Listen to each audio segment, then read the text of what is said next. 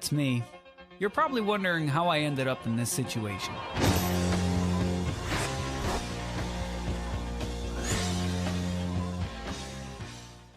I was surprised to read that our story would not even begin anywhere near Turkey, but in the area around Mongolia, where the nomadic group the Turks are thought to have originated. They crossed the Altai Mountains and the western steppe of Kazakhstan before converting to Islam in Persia, then they began raiding into Anatolia. Skip. But when does this game get fucking good? 1037, the powerful Seljuk Empire was established, which threatened Byzantine control in Georgia. This prompted the Battle of Manzikert, after which Turks poured into Anatolia, forming the Sultanate of Rum, which was dangerously near to Constantinople. This book actually describes this as an early form of trolling. After the Mongols came and went, a man named Osman Ghazi was a warlord in the area near to Constantinople. The region of Anatolia was very fractured, and it was a borderland between the Christian and Muslim worlds. Although there are no contemporary sources, we know that during his life, Osman captured some land and conducted some raids. His successors would go on to adopt his name, with Ottoman being a westernisation of Osman. His successor Orhan would go on to establish the Janissary Corps, a loyal and elite group of soldiers, made of children taken from enemies.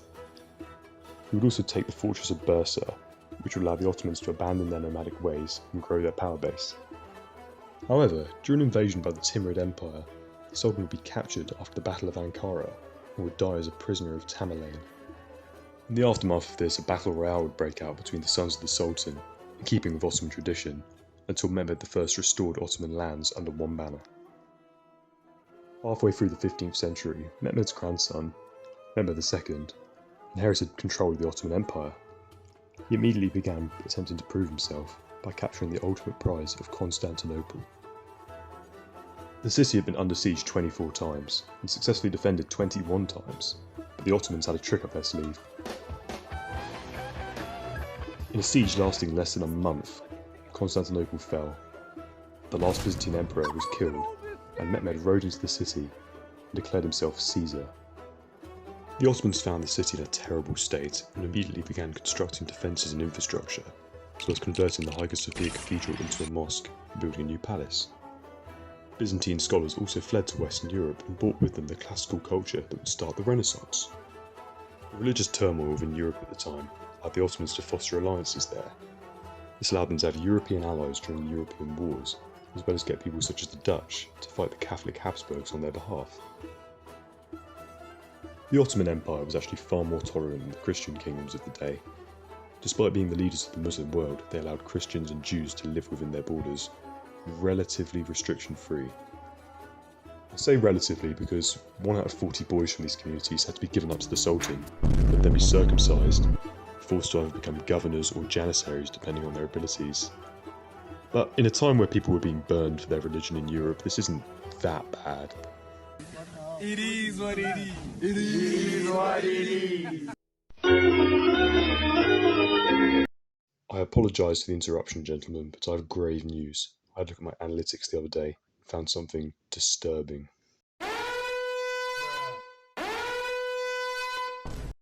It could be in this very room. It could be you. It could be me.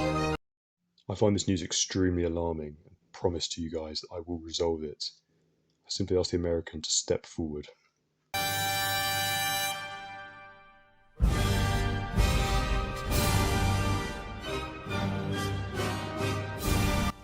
In the first half of the 16th century, Sultan Selim would incorporate Egypt, Syria, Arabia and Palestine into the empire, but it was under his successor, Suleiman the Magnificent, that the empire would experience its cultural, military and political golden age.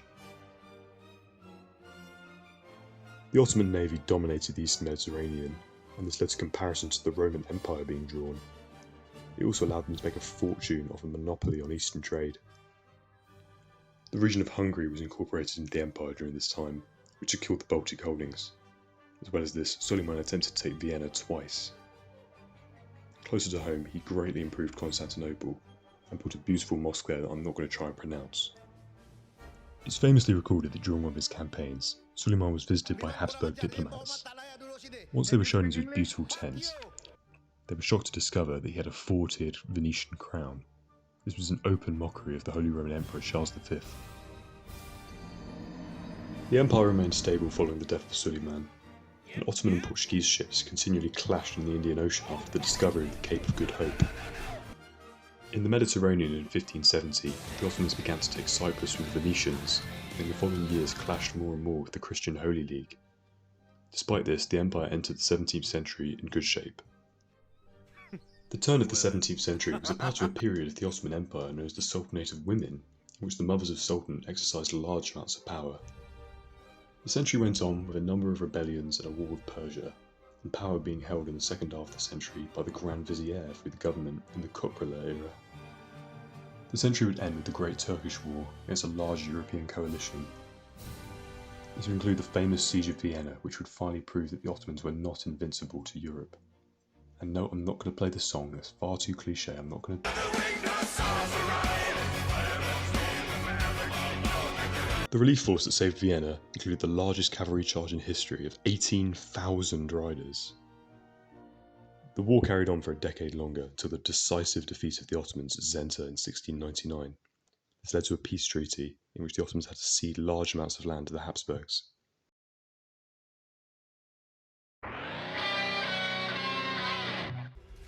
The 18th century was much the same, involving wars with the Persians, Janissary uprisings, and conflicts with the empire's new enemy, Russia. After retaking Greek territories from the Venetians, war with the Habsburgs would commence again, leading to the loss of more European lands. The relatively stable 18th century would come to a dramatic conclusion with Napoleon's invasion of Egypt. This would force the Ottomans to make some unlikely alliances in the coming years. As soon as the century began, the French would be forced to leave Egypt due to turmoil at home. The Ottomans would also maintain a defensive alliance with the Russians. This would end in 1806, when due to the deposition of a Russophile governor, war would break out between the two states again, and not for the last time. Despite the efforts of the extremely capable and drippy Mahmud II, the war with Russia would be lost and land would be ceded. In the following years, a European-backed Greek rebellion would free Greece from the Ottoman Empire as well. In 1826, during the second Janissary revolt of the century, the first of which had ousted Sultan Selim III from the throne, Sultan Mehmed II would finally be the one to get rid of the Janissary corps, most of the 135,000 of them being massacred and executed. The Egyptian rebellion would secure the Ottomans' place as the sick man of Europe, a dying empire. Then in the 1850s, the Crimean War would be fought over the Russians' place as the defenders of Orthodox Christianity within Ottoman vassal states. After more years of westernisation, in 1877, they clearly decided they wanted no one to be able to get through my video, so they had another Russo-Turkish war. In this case, it was over support of European rebellions.